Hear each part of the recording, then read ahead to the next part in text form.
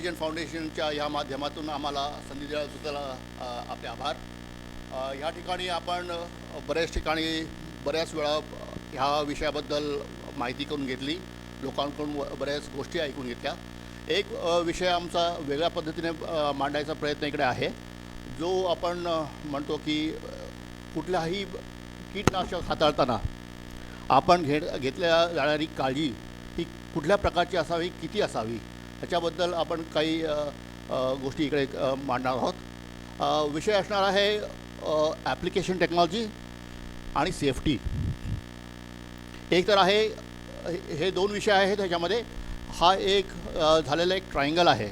ट्रायंगलमध्ये तीन वस्तू ह्याच्यामध्ये आलेल्या आहेत. एक तर तुमचं फॉर्म्युलेशन टेक्नॉलॉजी, त्याच्याबरोबर लागणारं ॲप्लिकेशन टेक्नॉलॉजी आणि फार्मर म्हणजे तुमचा शेतकरी जो वापरतो त्याची स्वतःची टेक्नॉलॉजी.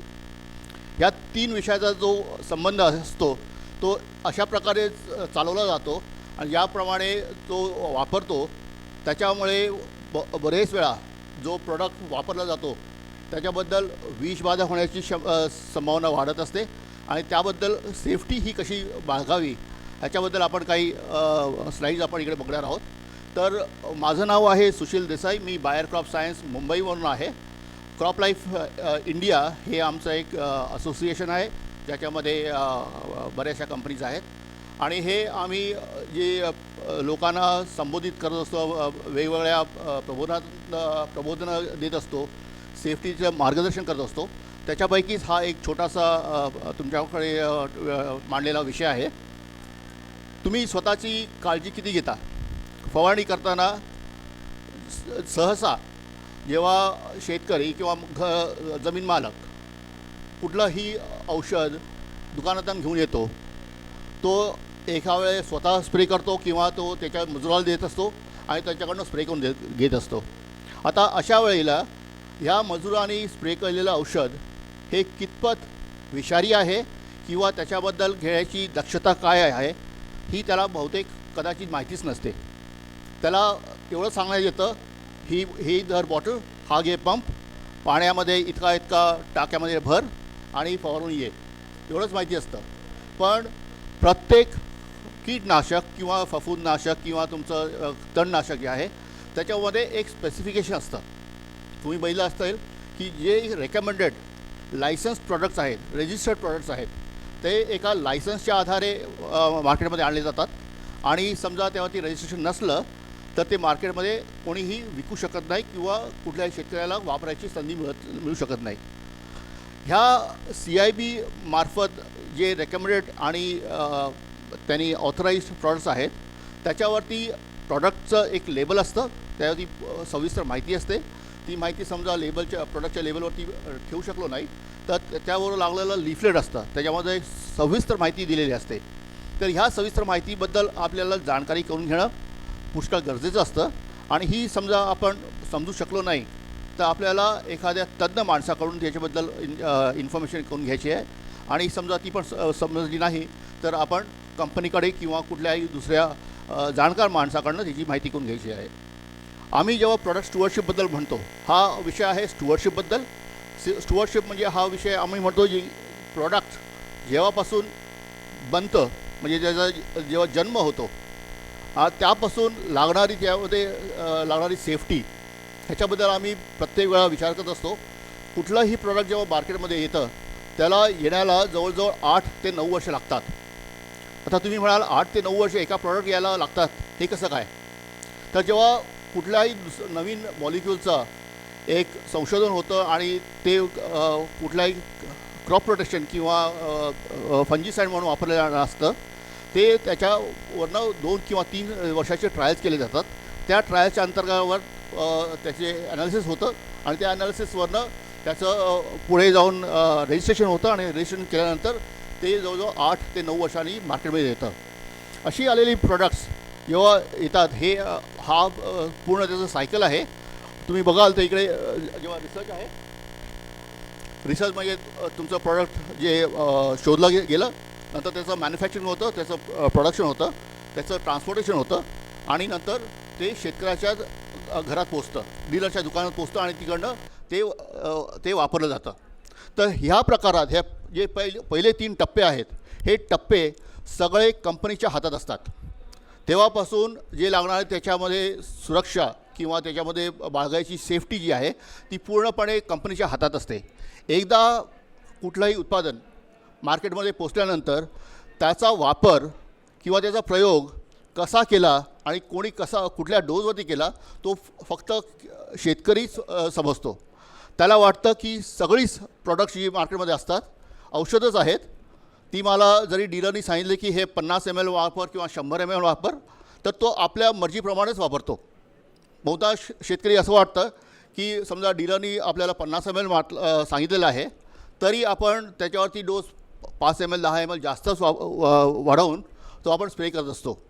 तर हा प्रकार जो आहे तो पुढे जाऊन घातक ठरू शकतो. तर हे जे पेस्ट स्प्रेइंग असतं त्यामध्ये आपण हा म्हणतो रिस्पॉन्सिबल यूज. हा रिस्पॉन्सिबल यूज जो प्रकार आहे हा शेतकऱ्याच्या हातामध्ये असतो. हा शेतकऱ्याच्या हातामध्ये कसा असतो तर प्रॉडक्टच्याबद्दल असलेली माहिती सगळी समजा आपण समजून घेतली तर त्याच्याबद्दल पूर्ण त्याच्याबद्दल इन्फॉर्मेशन मिळू शकते. आणि असा इन्फॉर्मेशन आपण समजा बरोबर त्याप्रमाणे त्याचा वापर केला तर त्याचा उपयोग चांगला होऊ शकतो, त्याचा फायदा होऊ शकतो. जास्त उपयोग केला, दुरुपयोग झाला त्याचा, तर तो आपल्यावरतीच येऊन प्रॉब्लेम करू शकतो. पुढे जाऊन आपण बघणार आहोत की कुठलंही उत्पादन असतं त्याच्यावरती एक प्रकारचं ट्रायंगलचं चिन्ह असतं. कुठल्या प्रकारचे चिन्ह असतात कोणी तुमच्यापैकी कोणी सांगू शकतात? 4 प्रकारचे चिन्ह असतात. त्यामध्ये 4 रंगाचे चिन्ह असतात: हिरवा, निळा, पिवळा आणि लाल. हे त्याचे प्रकार आहेत. म्हणजे ही त्या प्रॉडक्टबद्दलची विषाक्तता समजावते. आणि त्या विषाक्तता म्हणून आपण ती प्रॉडक्ट्स हँडल करताना त्याच्याबद्दल काही काळजी घ्यायची आहे त्याच्याबद्दल आपण माहिती मिळू शकते. आता होतं काय की काही प्रॉडक्ट्स जी निळी किंवा लाल ट्रायंगलची असतात, त्याच्यावरती चिन्ह असतं लाल किंवा निळं किंवा पिवळं, ही अशी एक्स्ट्रीमली टॉक्सिक म्हटली जातात. अशी प्रॉडक्ट्स समजा आपण प्रोटेक्शनच्या बिगर वापरली तर त्याच्यामध्ये रिस्क असते. प्रत्येक प्रॉडक्टमध्ये रिस्क असते. रिस्क म्हणजे काय? एक्सपोजर किती होतं आणि त्याच्याबद्दल लागलेलं हॅझार्ड किती आहे. प्रत्येक प्रॉडक्ट जे आपण वापरतो हे केमिकल आहे, कीटनाशक आहे आणि हे कीट मारण्यासाठी उत्पादन केलेलं प्रॉडक्ट आहे. तर प्रत्येक प्रॉडक्टबरोबर एक हॅझार्ड रिस्क असते. आता ही हॅझार्ड रिस्क त्याच्या एक्सपोजर लेवलवरती डिपेंडंट असते. समजा हॅझार्ड म्हणजे लाल ट्रायंगल किंवा निळ्या ट्रायंगलचं प्रॉडक्ट असलं तर त्याच्याबरोबर असलेलं एक्सपोजर समजा तुम्ही त्याच्याबद्दल काळजीच घेतली नाही, एक्सपोजर लेवल तुम्ही वाढवलं तर पुढे तुम्हाला त्याच्याबद्दल हानी होऊ शकते. समजा एखादं कमी विषाक्त असलेलं प्रॉडक्ट वापरलं पिवळ्या किंवा हिरव्या ट्रायंगलचं आणि त्याच्यामध्ये एक्सपोजरसह भुसकूळ झालं, म्हणजे वारंवार आपण स्प्रे करत राहिला, दिवसात जवळजवळ 4 ते 5 तास तुम्ही स्प्रे करता आणि अशा अवस्थेत जेव्हा ते एक्सपोजर जास्त असतं आपण म्हणतो की प्रॉडक्ट हिरव्या ट्रायंगलचं आहे किंवा पिवळ्या ट्रायंगलचं आहे, ते विषबाधा होण्याची संभवच नाही. पण अशामध्ये सुद्धा समजा एक्सपोजर आपण हाय ठेवलं, वारंवार त्याच औषधाचा वापर करत राहिलो, त्याच्यानंतर वापरल्यानंतर आपली स्वतःची काळजी घेतली नाही, हायजीन मेंटेन केलं नाही, आंघोळ केली नाही, स्वतःला स्वच्छ धुतलं गेलं नाही, तर त्याच्यातून सुद्धा हाय रिस्क अशी येऊ शकते. तर हे समजून घेणं पुष्कळ गरजेचं आहे. आणि हे समजवणं आपल्याला आपल्या जो मजूर आहे त्याला समजून देणं पुष्कळ गरजेचं असतं. आणि जेव्हा केव्हा आपण स्प्रेइंग करत असतो तेव्हा आपल्याला हे जाणून द्यायचं आहे की प्रॉडक्ट कुठलं वापरतो आहे, त्याच्यामध्ये घेण्याची काळजी काय असावी हे त्याला प्रत्येक वेळा समजून देण्याचा प्रयत्न असावा. आता जेव्हा स्प्रेइंग केलं जातं आपण बघतो ॲप्लिकेशन टेक्नॉलॉजी. ॲप्लिकेशन टेक्नॉलॉजी म्हटल्यानंतर आपण आपल्या देशामध्ये जास्त करून कुठलेही जे पंप वापरले जातात, छोटी क्रॉप्स असतील तर नॅपसॅक स्प्रे वापरला जातो, मोठी आणि जास्त मोठी शेती असेल तर त्यावरती STP स्प्रे वापरला जातो आणि त्यावरती नळ्या घेऊन आपल्या गननी स्प्रेइंग करत असतो. ह्याची रिक्वायरमेंट काय आहे आणि ती आपल्याला जो कीटनाशक किड्यांवरती मारायचा आहे तो कशा प्रकारे पोचतो आहे हा आपली ॲप्लिकेशन टेक्नॉलॉजी ठरवतं. आता ह्या ॲप्लिकेशन टेक्नॉलॉजीमध्ये आपण आजपर्यंत त्याच्याबद्दल समजण्याचा कधी प्रयत्नच केला नाही. आपण फक्त म्हणतो की पंप जो आपल्याला मिळतो बाजारात, आपण निमूटपणे तो पंप घेऊन येतो. आता आपल्या घरी शेतावरती शिवारावरती आपल्याकडे पंप असेल तो जवळजवळ 3 किंवा 4 वर्षाचा झाला असेल. आजही आपण तो वापरतो, आपल्याला काही त्याच्यामध्ये दुष्परिणाम दिसत नाहीत. पण ही जी मशिनरी आहे, हा जो इक्विपमेंट आहे, पंप आहे, हा दरवर्षी त्याचा मेंटेनन्स करणं पुष्कळ गरजेचं असतं. होतं काय की जेव्हा स्प्रे पंप घेऊन येतो तेव्हा त्याची स्प्रेइंगची कॅपॅसिटी पुष्कळ चांगली असते. हळूहळू त्याची कॅपॅसिटी मेंटेनन्स न केल्यामुळे कमी होत जाते आणि त्याचा जो डिस्ट्रीब्युशन आहे, त्याचा फवारण्या करण्याची जी क्षमता आहे ती क्षमता थोडीफार कमी होत जाते. पण आपला अंदाज असतो की माझा पंप जो आहे तो एका मिनटाला समजा 60 लिटर किंवा एका मिनटाला 5 लिटर किंवा 3 लिटर देत असेल. आज 3 वर्षानंतर तोच पंप एका मिनटाला जवळजवळ 8 लिटर पाणी देतो आहे. तर ह्याच्यामध्ये जरी पंप तुमचा जुना झाला, इश्यू येतो ह्याच्यामध्ये त्याच्या पुढे लावलेलं नोझल. आपण ह्या प्रकारावरती कधीच लक्ष देत नाही. नोझल काय करतं? नोझल आपला जे पंपाचा जो फवारा आहे त्याच्यामध्ये मिळणारा प्रेशर आहे, तो नोझल ठरवतं की ह्या पंपातून आलेला प्रेशर, आलेलं पाणी किती वेगाने आणि किती लांब पोचणार आहे. तर हे नोझलची प्रत्येक वर्षी त्याची पुढची जी एक छोटीशी डिस्क असते ती चेंज करणं पुष्कळ गरजेचं असतं आणि त्याच्याबद्दल माहिती करणं पुष्कळ इम्पॉर्टंट असतं. आपण बहुतांश बघतो की आपल्याकडे जे स्प्रे पंप आहेत त्याच्यावरती पितळेचे लावलेले नोझल असतात. आपण म्हणतो पितळेचा नोझल मी 4 वर्षापूर्वी आणला आहे, अजूनपर्यंत व्यवस्थित काम करतो आहे, चकाचक आहे, त्याच्यामधनं काही इश्यू नाही. पण हा पितळेचा पंप जो नोझल आहे पुढे लावलेला, त्याच्यामध्ये इश्यू काय होतो की वारंवार वापरल्याने हा जो पितळेच्या नोझलच्या पुढे लावलेली डिस्क आहे त्याच्यामध्ये जो छिद्र आहे हे 0.8 mm असलं पाहिजे. हे आपण वारंवार वापरल्यानंतर, वर्षानुवर्ष वापरल्यानंतर हे छिद्र 0.8चं 1 mm पर्यंत होऊन जातं.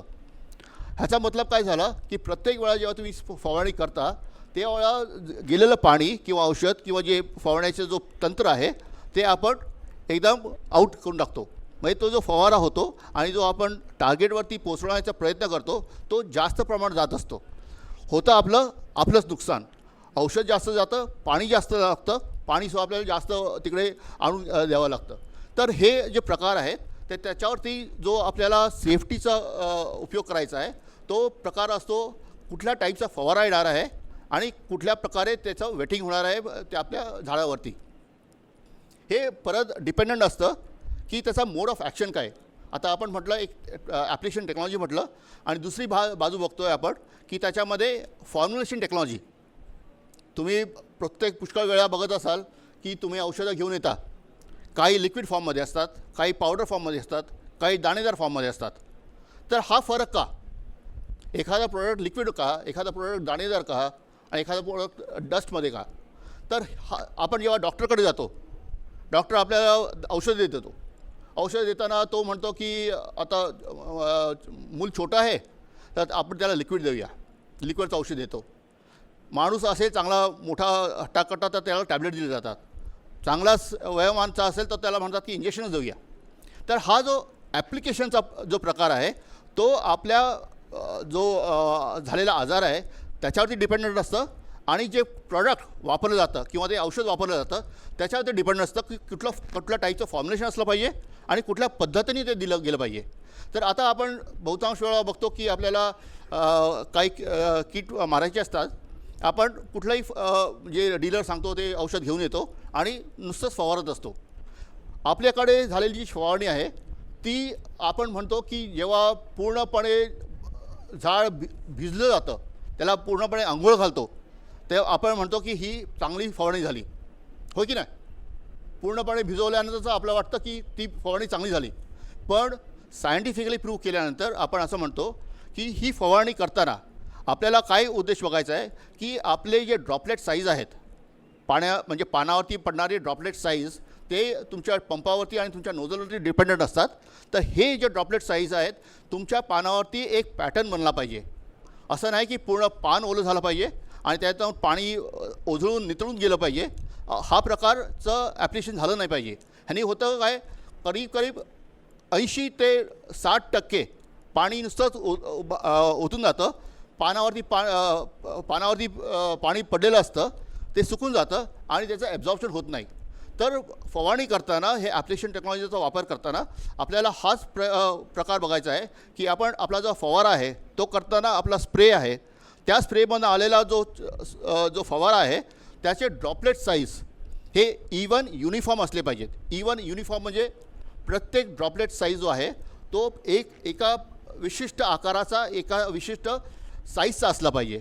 आता ह्या एक विशिष्ट आकाराचा आणि साईजचा म्हटल्यानंतर आपण काय म्हणतो की एकदा पानावरती जाऊन तो चिकटला की त्या पानावरती त्याची ग्रहण करण्याची शक्ती वाढते. समजा पाणी कम्प्लिटली वेट केलं, पूर्ण पान ओलं केलं तर तो पाणी घेतच नाही आतमध्ये. पाणी समजा आतमध्ये घेतलं गेलं नाही तर औषध जाणारच नाही आणि आपण म्हणणार की पुढे जाऊन की मी इतकं फवारलं पण त्याचा उपयोग काही झाला नाही.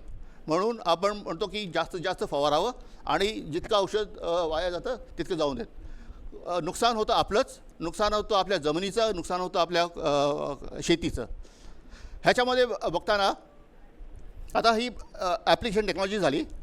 फॉर्म्युलेशन टेक्नॉलॉजीमध्ये बघताना आपण EC फॉर्म्युलेशन बघतो. आपले प्रॉडक्ट जे असतात त्याच्यामध्ये 2-3 प्रकारचे फॉर्म्युलेशन बघतो. कुठलाही प्रॉडक्ट म्हटलं की इमिडाक्लोप्रिड SL म्हणतात किंवा क्लोरपायरिफॉस EC.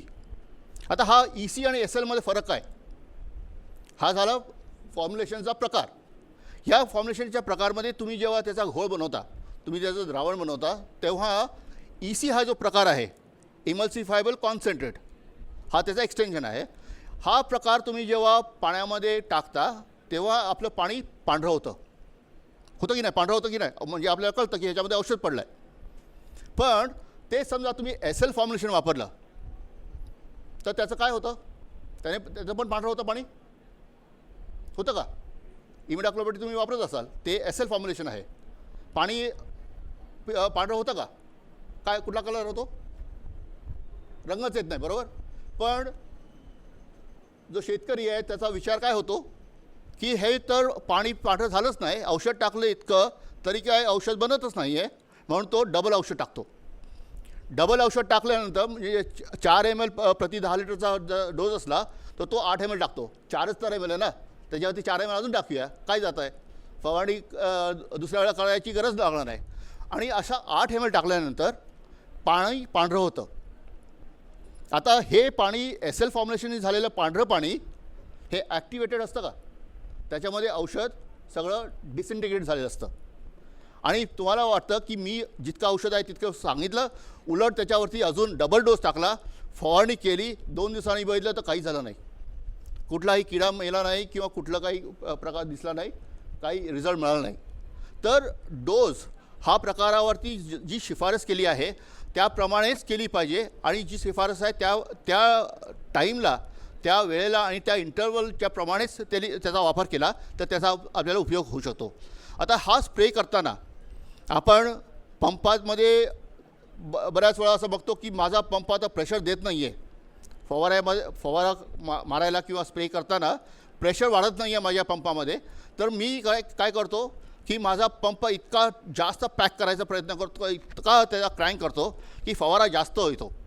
हा फवारा जास्त आल्यानंतर त्याच्यामध्ये एक प्रकार होतो ज्याला आपण ड्रिफ्ट म्हणतो. म्हणजे टेक्नॉलॉजी अशी आहे की टिप म्हणजे नोझलमधनं निघालेलं पाणी टार्गेटपर्यंत पोचेपर्यंत जे अंतर असतं आणि ज्या वेगाने ते गेलं पाहिजे ते टिप टू टार्गेट ही टेक्नॉलॉजी आहे. ह्या टेक्नॉलॉजीमध्ये समजा पंपाचा प्रेशर आपण जास्त ठेवलं आणि पुष्कळ जोराने ते स्प्रे करायचा प्रयत्न केला तर पाणी पानावरती जाईल, ते तिकडनं त्याच्यावरनं आपटून पडून जातं खाली. त्या औषधाचा काही उपयोग होत नाही, तो एकदम फुकट जातो आणि वाया जातो. तर आपल्याला प्रेशर हे नेहमी बघताना आपला जो पंप आहे स्प्रे करताना समजा आपण उलटा स्प्रे धरला आणि पंप मारला तर नोझलपासून आपल्याला जवळजवळ 2 फूटपर्यंत ते पाणी उडलं पाहिजे. 2 फुटापेक्षा कमी उडलं असलं तर तुमच्या पंपामध्ये इश्यू आहे, तुमचा पंपाचं मेंटेनन्स केलं पाहिजे. 2 फुटाच्या समजा वरती जात असलं तर आपलं प्रेशर जास्त आहे. प्रेशर जास्त झाल्यानंतर काय होतं की तुम्ही पाणी उगाचच वाया घालवत आहे.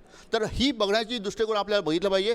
प्रत्येक वेळा आपला जो पंप आहे त्याचा एक सिस्टम असतं कॅलिब्रेशन करणं.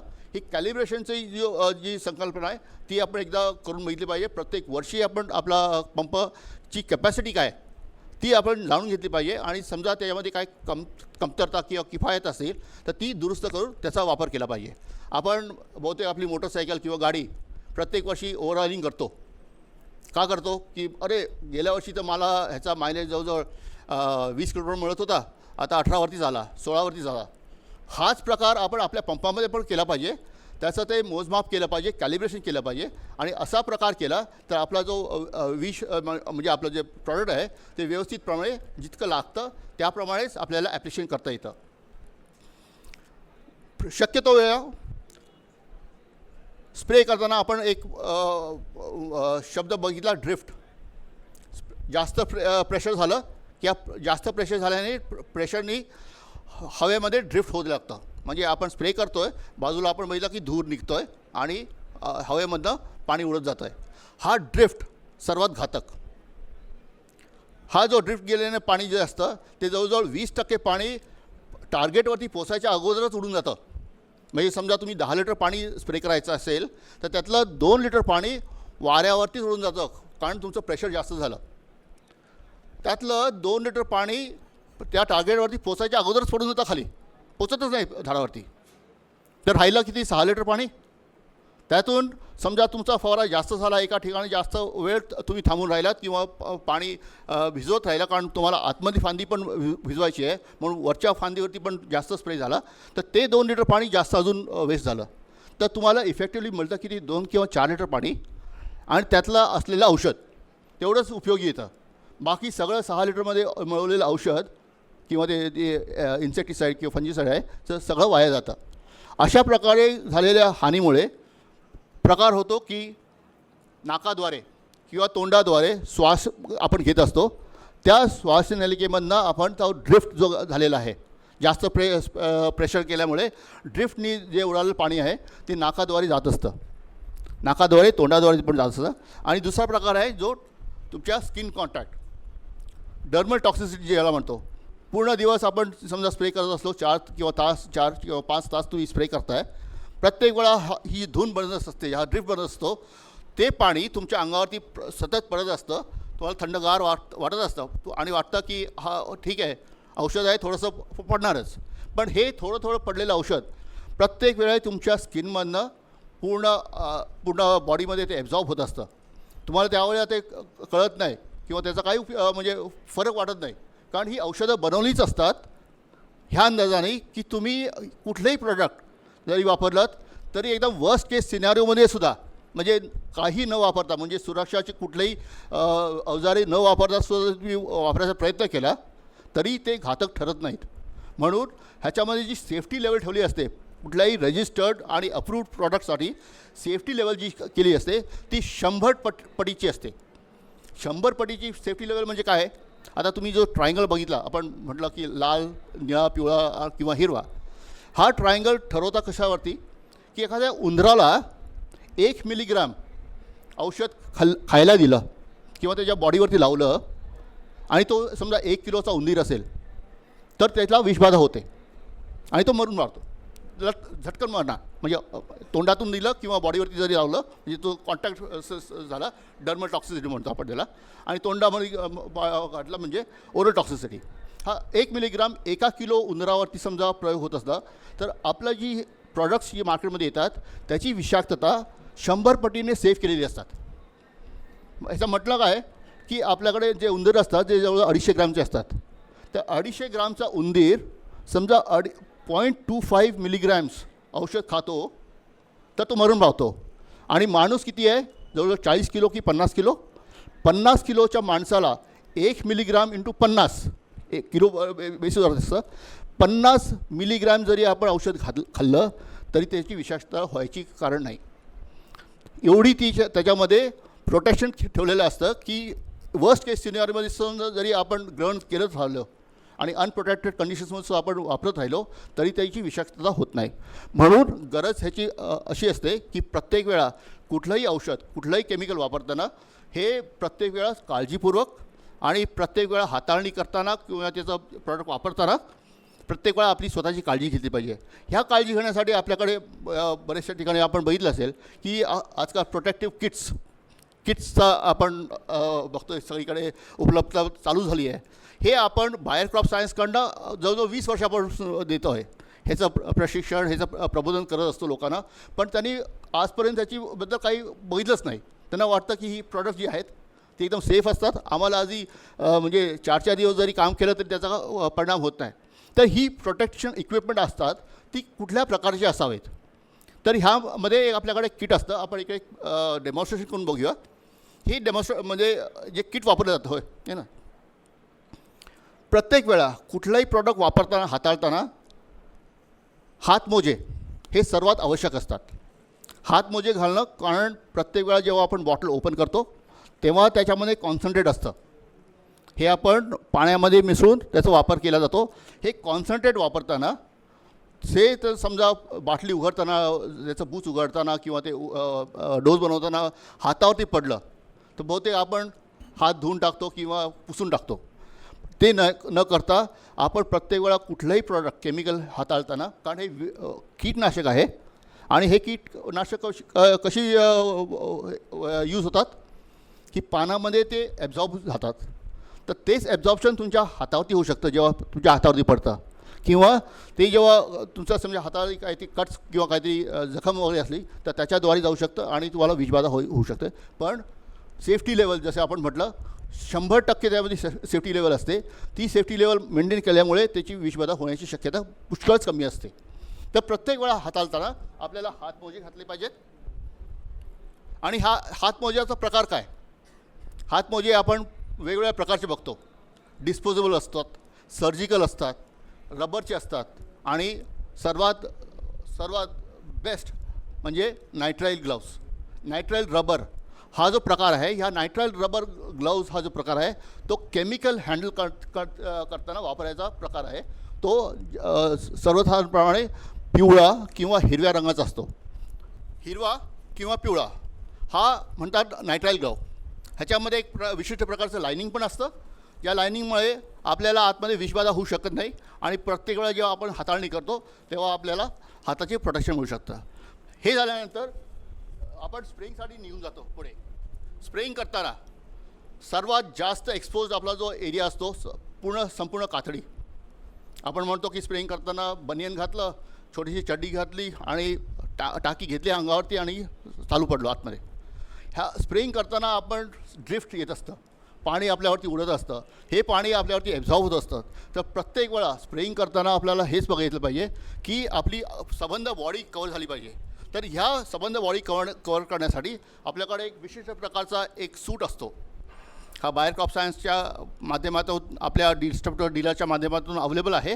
हा कंप्लीट सूट जो आहे तो पायाला म्हणजे लेंगा घालणं, वरती बॉडीवरती म्हणजे शर्ट आहे आणि एप्रन, बाकी छोटी मोठी अवजारे आहेत त्याबरोबर. ह्याचं विशिष्ट काय याच्यामध्ये की हा जो पूर्ण ड्रेस आहे हा नॉन वोवन कॉटनचा बनलेला आहे. नॉन वोवन कॉटन म्हणजे ह्याच्यामध्ये रेषे धागे नाहीत. आता ह्याच्यामध्ये पराठीमध्ये तुम्ही जेव्हा स्प्रेइंग करायला जाता तो मागे विचार होतं की पराठीमध्ये काटा वगैरे लागला किंवा दांडी लागली तर फाटायची शक्यता. हा सहसा फाटत नाही. हा ड्युरेबल असतो. वर्षभर हा धुवून आपण वापरू शकतो आणि ह्याचा पुरेपूर फायदा घेऊ शकतो. हा नॉन ओव्हन मटेरियल असल्यामुळे ह्याच्यावरती जरी पाणी पडलं तरी हे वरती आतमध्ये ॲब्झॉर्ब होत नाही. हे वरच्यावरती निथळून जातं. जसं अळवाचं पान असतं, अळवाच्या पानावरती जरी पाणी पडलं तरी ते वरच्यावरती थांबतं आणि वारा आला की ते पडून जातं. हाच प्रकार ह्या ड्रेसवरती होतो. पाणी जर ह्याच्यावरती पडलं तर ते निथळून जातं. ह्याच्यामागे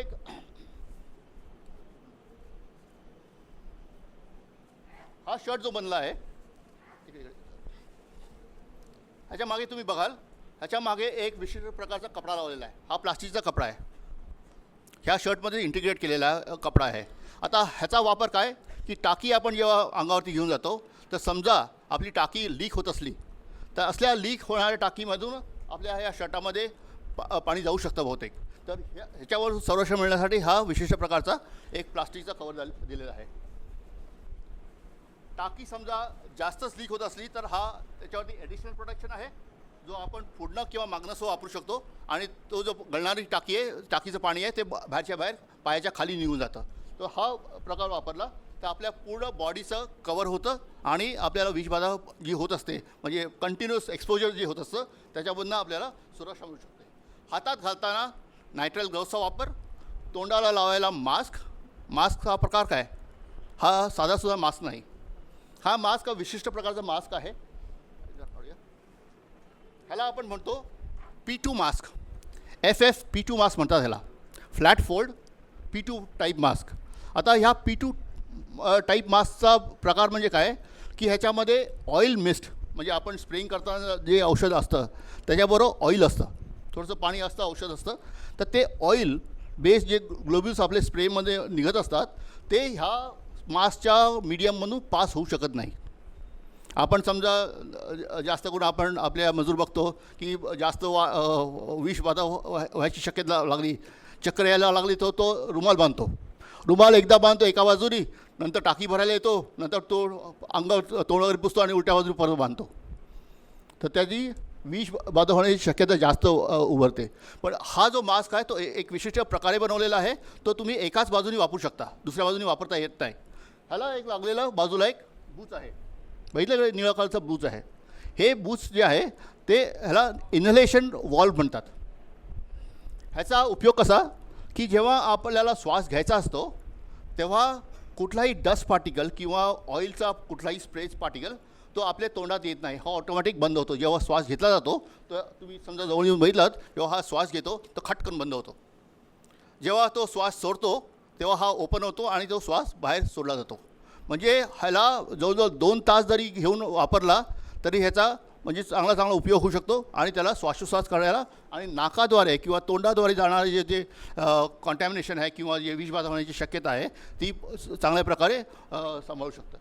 तोंडावरती लावण्यासाठी एक फेस शिल्ड असते जी तोंडाला आणि म्हणजे डोळ्याचा प्रोटेक्शन करण्यासाठी किंवा चीक्सवरती इकडनं सर्वात जास्त आपल्याकडे पाणी जात असतं आतमध्ये, जरी डोळ्यातनं गेलं नाही तर थंडावा करण्यासाठी. आपल्याला घाम कशाला येतो, घाम येण्याचा प्रकार कसा असतो की आपल्याला थंडावा जेव्हा पाहिजे असतो तो आपली बॉडी आपले स्वतःचंच घामाचं जे हे असतं नियंत्रण ते चालू होतं.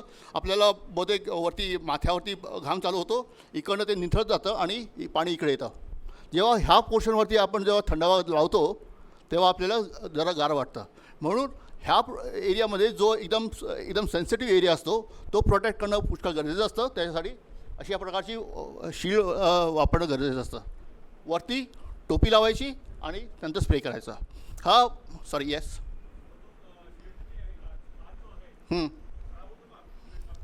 नाही, आता ही जी शील्ड आहे हा तुम्हाला वाटत असेल हा प्लास्टिकचा कागद आहे, पण हा त्यावरती कोटिंग केलेला आहे. हा पॉलिप्रॉपिलिन शीट आहे आणि त्यावरती कोटिंग केलेलं आहे. ह्यावरती जरी पाणी तुम्ही शिंपडलं किंवा त्यावरती वापर करत राहिला तर ह्याच्यावरती पाणी बसत नाही, राहत नाही, हे उघळून जातं. हा ते क्लिअर राहतं. आणि तुम्हाला बाकी मार्केटमध्ये समजा मिळाले तर ते 10-15 रुपयाचे पण मिळतात. लोक आता ह्याची डिमांड जास्त वाढली तर लोकांनी कुठलंही प्लास्टिक घ्यायचं, त्याला रबर आणि तो वेल्क्रो लावायचा आणि अवेलेबल करून घ्यायचं, 10-15 रुपयाला विकायचं.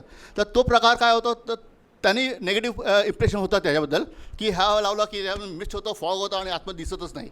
पण हा जो प्रकार आहे हा स्पेशलाइज पॉलिप्रॉपिलिन मटेरियल आहे आणि त्यावरती कोटिंग केलेलं आहे, ज्या कोटिंगनी पाणी ह्याच्यावरती थांबत नाही आणि ते निथळून जातं.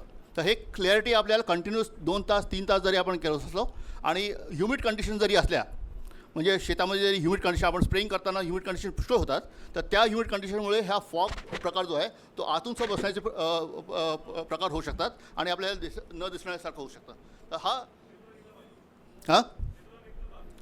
काय ते आतमध्ये बसणार नाही कारण आतमध्ये हा दोन्ही साईडनी कोटिंग आहे ना, तर कोटिंग असल्यामुळे त्यावरती ते मॉइश्चर बसणारच नाही, त्यावरती ते तिकडे राहणारच नाही तिकडे. तर हा प्रकार आहे. हातामध्ये ग्लाउज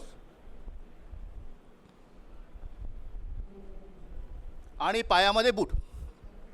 आता बूट आम्ही ह्या सेटवर बरोबर देत नाही कारण प्रत्येकाची बूटची साईज वेगळी असते आणि म्हणजे तोच जो कम्फर्ट लेवल असतो त्याला शेतातनं चालायचं असतं. माझ्याकडे समजा स्टँडर्ड 8 नंबरचा किंवा 9 नंबरचा बूट दिला आणि तुम्हाला समजा 7 नंबरचा लागत असला, बूट समजा सैल होत असला तर तुम्हाला चालता येणार नाही बहुतेक शेतामध्ये. म्हणून तुम्ही तुमच्या प्रमाणे बूट तुम्ही बाजारातून घेऊ शकता. हाफ किंवा सेमी साईजचा जो गमबूट टाईपचा असतो तो वापरण्याचं सर्वात योग्य असतं. आणि अशा प्रकारे प्रोटेक्शन केल्यानंतर आपला जो विष बाधाचा जो प्रकार आहे पुढे बहुतेक जास्तीत जास्त एक्सपोज झाल्यानंतर तो आपल्याला कमीत कमी करता येतो. आता हे झालं आपले जे क्रॉप्स आहेत, जे छोटे पिकं आहेत जी आपण कमरेच्या खालच्या बाजूला स्प्रे करत असतो. स्प्रेइंग आपली जी लान्स आहे, स्प्रेइंग जी लान्स आहे ती खालची असतं. आपल्याकडे प्रकार आहे जिकडे आपण संत्र्यामध्ये स्प्रे करतो आहे. संत्र्यामध्ये स्प्रे करताना आपण नळ्या घेऊन जातो आणि गंज असतात. तर अशा प्रकारे मध्ये स्प्रे करताना ह्यामध्ये आपला स्प्रे वरती जात असतो. झाडं उंच असतात, जवळजवळ 10-15 फुटावरती स्प्रे करत असतो आपण. आपली नळी वरती एम केली असते. वरनं आलेला ड्रिफ्ट पूर्णपणे अंगावरती पडत असतो. आपण स्प्रे करताना पूर्ण झाड भिजवायचा प्रयत्न असतो. कधी खाली पण जातो आणि आपल्यावरती पाणी पडत असतं. तर अशा परिस्थितीत आपल्याकडे असा हा एक कंप्लीट एप्रन आहे जो इंटिग्रेटेड हुडवाला म्हणतात ह्याला. ते काढ ना, वरचं काढ.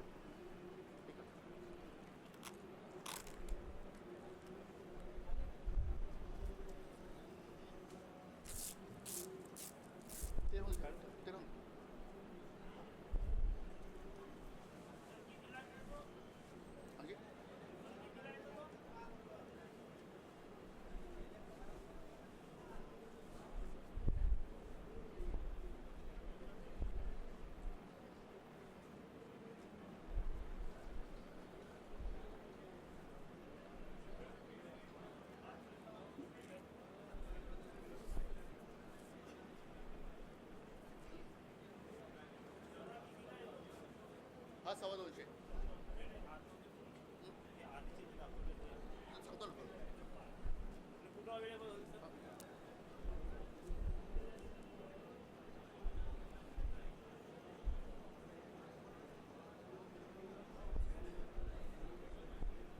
पूर्ण डोक्यापासनं पूर्ण अंग, पूर्ण हात, संबंध कवर झालेले आहेत.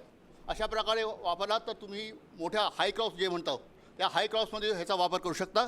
आणि ह्याचा उपयोग म्हणजे तुम्हाला जी विषबाधा होण्याची शक्यता आहे, तुमच्यावरती जे पाणी निथळत असतं ते पडणार नाही आणि ह्याचा चांगला उपयोग करता येतो. गरम झालं तुम्ही ही काढू शकता. टोपी काढली, थोडासा श्वास घेतला, थोडासा बाजूला बसलो, तुम्ही परत कामाला लावू शकता. एक फ्री साईज असं, ही कम्प्लिटली फ्री साईज आहे. कोणाही कुठल्याही माणसाला छोटा किंवा मोठा असला तरी त्याला वापरता येतो. बेल्ट दिलेला आहे, ज्याकडे तुम्ही त्याला आवळून घेऊ शकता आणि त्याला प्रोटेक्ट करू शकता. यावरती मास्क आहे ना, हा मास्क लावा. मास्क आहे आणि त्यावरती शील्ड लावू शकता किंवा तुम्ही चष्मा घेऊ शकता. चष्मा पण आहे त्यामध्ये, तर चष्मा सुद्धा लावू शकता त्यावरती. म्हणजे डोळ्यावरती समजा इजा होत असेल तर तो आपण करू शकतो. आता कुठे आणि कसे अवेलेबल असतील तर आता बायर क्रॉप सायन्सने आता एक योजना केलेली आहे जिकडे आपण हे किट्स जे आहे त्यांची गरज जी आहे ती आपण समजून घेतली आहे. लोकांना आपण जवळजवळ प्रत्येक वर्षी प्रत्येक राज्यातून प्रत्येक जिल्ह्यामध्ये 30 आणि 35 हजार लोकांना फ्री किट्स दिले होते. पण आज जवळजवळ 10 वर्ष झाली. 10 वर्षात प्रत्येक जिल्ह्यामध्ये समजा 10,000 जरी आपण किट्स म्हटले, किती किट्स गेले असतील. पण आजही एकही गृहस्थ, कुठलाही शेतकरी, कुठलाही मजूर ना तो मास्क ना तो ग्लाव जे प्रायमरी रिक्वायरमेंट आहे ते वापरतच नाही. आता जेव्हा विषबाधाच्या गोष्टी यायला लागल्या, लोकांना त्याची गरज समजायला लागली आहे, तर म्हणून ही आम्ही आता आमच्या डिस्ट्रीब्युटर आणि डीलर नेटवर्कमधनं अवेलेबल करून देतो आहे. आता ह्याच्यामध्ये 2 प्रकार केलेले आहेत. एक प्रकार आहे जो एक मिनी किट आहे ज्याच्यामध्ये जे लागणारे गरजू वस्तू आहेत. ह्या गरजू वस्तू म्हणजे मास्क, तोंडाला लावायचा मास्क, ज्यांनी नाकांनी आणि तोंडाने जाणारा जो श्वास आहे त्याला रोखण्यासाठी हा P2 मास्क तो आहे. ह्याच्यात 2 पीसेस आहेत, म्हणजे एक समजा खराब झाला तर दुसरा पण वापरू शकतो.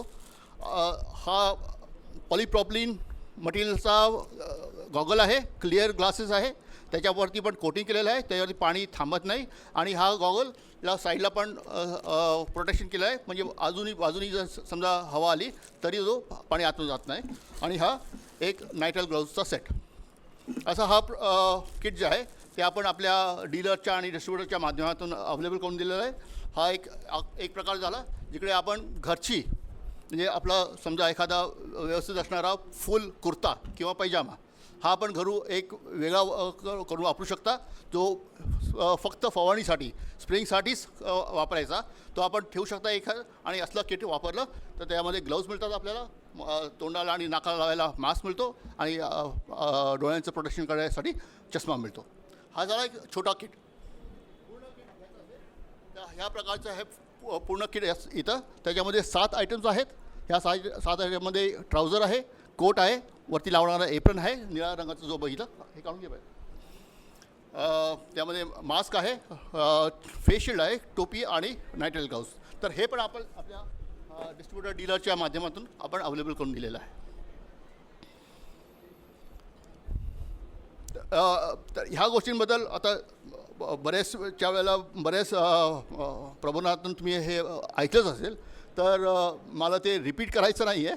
तुमचे काही प्रश्न असले तर आपण त्याच्याबद्दल समाधान करूया. त्याच्या अगोदर आपण एक छोटीशी फिल्म बघूया.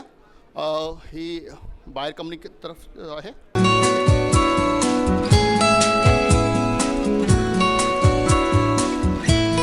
दुनिया भर में किसान अपने खेतों को संजोते हैं, अपनी जमीन का ख्याल रखने की कोशिश करते हैं.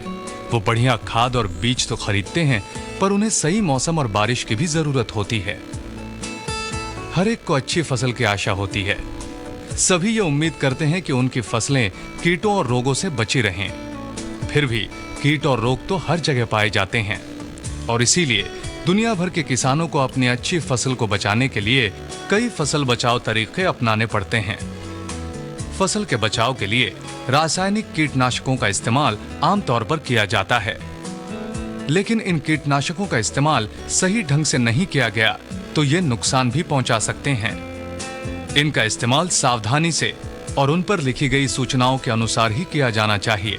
सावधानी की शुरुआत होती है दुकान से. स्थानीय दुकानों में कीटनाशक आम खाने की चीजों जैसे कि चावल, बिस्किट, दूध या चीनी के बीच नहीं रखे जाने चाहिए. ये गलत है और दुकानदार के साथ अन्य लोगों के लिए खतरा भी. कीटनाशकों को खाने की चीजों से दूर रखा जाना चाहिए. इन्हें अलग जगह ताले में रखना सबसे बेहतर. आधुनिक फसल संरक्षण उत्पादन काफी सुरक्षित हैं, पर बाकी रसायनों की तरह कीटनाशक दूसरी चीजों से ज्यादा हानिकारक हैं, और मान्यता प्राप्त लेबल पर दिए गए ये चिन्ह इनमें से कुछ उत्पादनों से होने वाले खतरों से आगाह कराते हैं. इस वजह से कीटनाशक हमेशा उनके मूल पैकिंग में ही रखने चाहिए, ना कि किसी दूसरे बर्तन या पैकिंग में. इससे विषबाधा का खतरा बढ़ जाता है. कीटनाशकों को हमेशा अधिकृत वितरक से मूल पैकेज में खरीदिए. इस बात की सावधानी बरतें कि आपको नकली या गलत उत्पादन न बेचे जा रहे हों. असली उत्पादन आपके देश की सरकार द्वारा परीक्षित और मंजूरी प्राप्त होते हैं. अगर उन पर लिखी सूचनाओं का पालन किया गया तो वो भरोसेमंद, कारगर और सुरक्षित होते हैं. बच्चों को कीटनाशकों से दूर रखना चाहिए. अगर आप दुकानदार हैं तो कीटनाशक कभी भी बच्चों को ना बेचें. सिर्फ बड़े ही कीटनाशक खरीदें. यातायात के दौरान कीटनाशक इंसान और जानवरों के खाने के साथ न रखे जाएं. ये गलत है. कीटनाशकों को खाने की चीजों से दूर और महफूज रखना चाहिए. कीटनाशकों के इस्तेमाल का तरीका इन चित्रों में दिखाया गया है. इससे साफ पता चलता है कि इन्हें बच्चों की पहुंच से दूर रखना चाहिए. ये भंडारण की अच्छी जगह है. ये किसान अपने कीटनाशक एक खास अलमारी में रखता है और उस कमरे को ताले में रखता है. कीटनाशक इस्तेमाल करने से पहले ऊपर लिखी सूचनाएं अवश्य पढ़ें. इसमें उत्पादन के सही इस्तेमाल के बारे में जानकारी होती है. प्रति यूनिट एरिया के लिए कितना आवश्यक है और इसे कब इस्तेमाल करना चाहिए. लेबल से आपको प्री हार्वेस्ट इंटरवल यानी PHI की जानकारी मिलती है. यह उस समय को दर्शाता है जो फसल के और कीटनाशक के पिछले इस्तेमाल के बीच होना चाहिए. अगर इन सूचनाओं का पालन नहीं किया गया तो इस्तेमालकर्ता, उपभोक्ता और पर्यावरण को भी नुकसान पहुंच सकता है.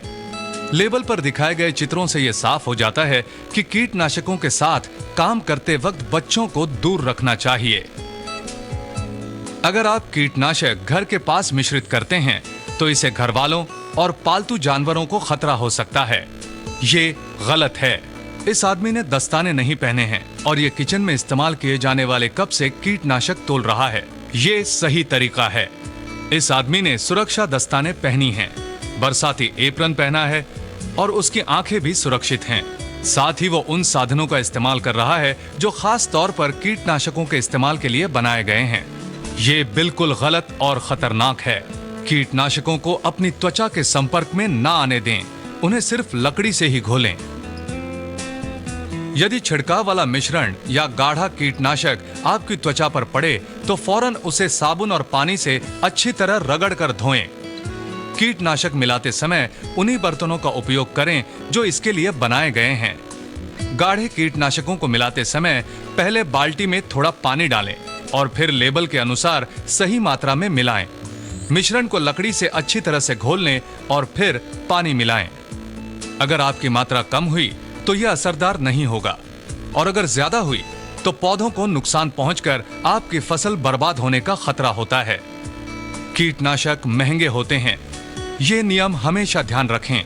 जितनी जरूरत उतना ही, मगर जितना कम उतना सही। हमेशा लेबल पर दी गई सूचनाओं का पालन करें। सिर्फ प्रशिक्षित और पेशेवर लोगों द्वारा ही कीटनाशकों का इस्तेमाल होना चाहिए। उसे हमेशा धीरे और सावधानी से काम करना चाहिए। अगर आपने छिड़काव मिश्रण उंडेलते समय सावधानी नहीं बरती तो ये हो सकता है। इसे करने का सही तरीका ये है, फनल का इस्तेमाल करना बेहतर होता है। अगर कोई समस्या हो और छिड़काव यंत्र में रिसाव हो, जैसे कि यहाँ पर नली ढीली हो गई है, आपको फौरन काम बंद करके साफ हो जाना चाहिए। आपको दूषित छिड़काव से बचने के लिए उपयुक्त रक्षात्मक कपड़े पहनने चाहिए।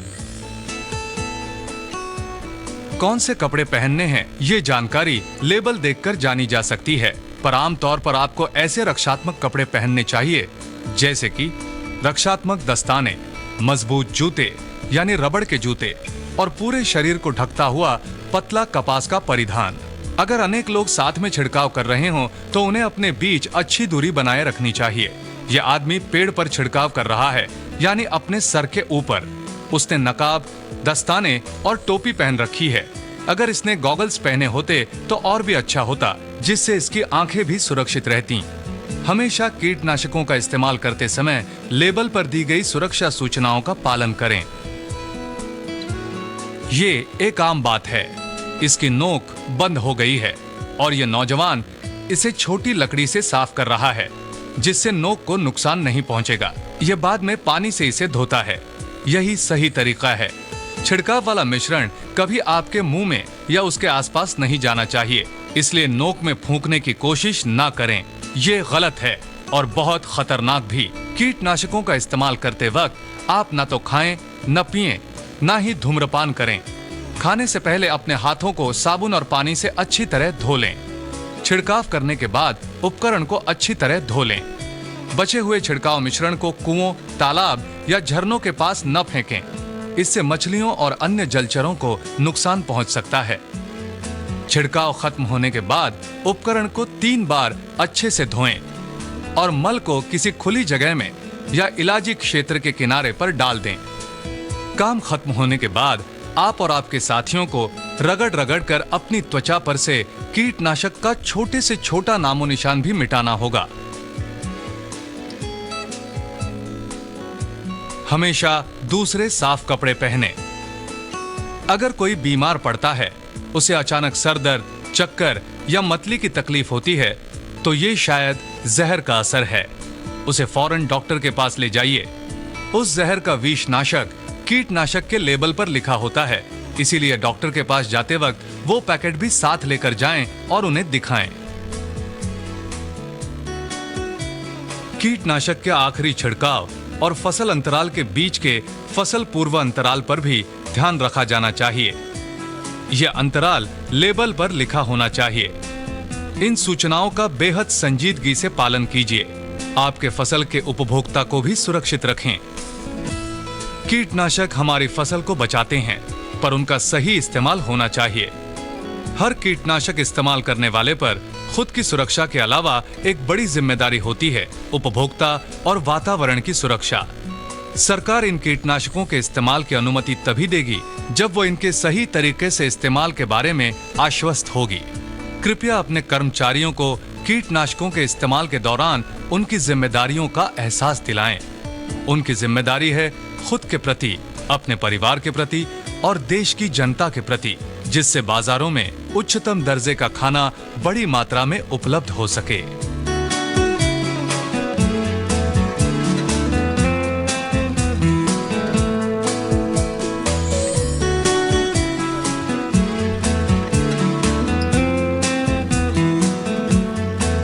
आपल्याला डॉक्टर देसाई साहेबांना काही प्रश्न विचारायचे असतील, काही शंका कुशंका असतील तर ते तुमच्या शंकेचे निवारण करतील.